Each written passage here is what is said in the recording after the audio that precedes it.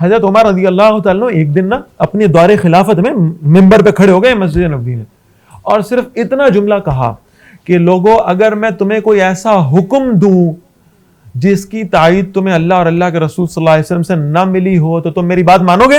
کوئی ایسا حکم دوں جو شریعت کے مطابق نہ ہو، مان لو گے نا میری بات؟ یہ کون کہہ رہا ہے؟ عمر رضی اللہ تعالیٰ عنہ، جو اپنی لاٹھی زمین پہ مارتے ہیں نا تو زلزلہ آ رہا ہے زمین میں اور زمین کانپ رہی ہے، لاٹھی زمین پہ مارتے ہیں اور زمین ساکت ہو جاتی ہے۔ یہ دریائے نیل کو خط لکھتے ہیں اور دریائے نیل پر بھی وہ روب اور ہیبت طاری ہوتی ہے کہ حضرت عمر رضی اللہ عنہ کے دور سے چلا ہے اور آج تک بند، جرت نہیں ہوئی اس کی کہ بند ہو جائے، اتنا روب ہے۔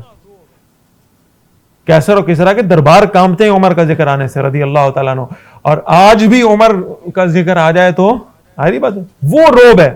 اور وہ کہہ رہے ہیں اگر میں تمہیں ایک حکم ایسا دے دوں جو تم نے اللہ کے نبی صلی اللہ علیہ وسلم سے نہ سنا، میری بات مانو گے؟ ایک صحابی کھڑا ہوا، غریب صحابی،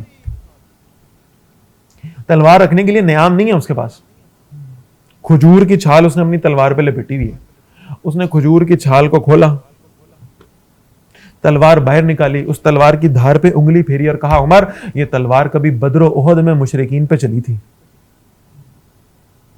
آج اگر آپ نے ہمیں کوئی ایسا حکم دیا نا جو شریعت کے منافی ہوا تو اللہ کی قسم یہ تلوار آپ پہ چلے گی۔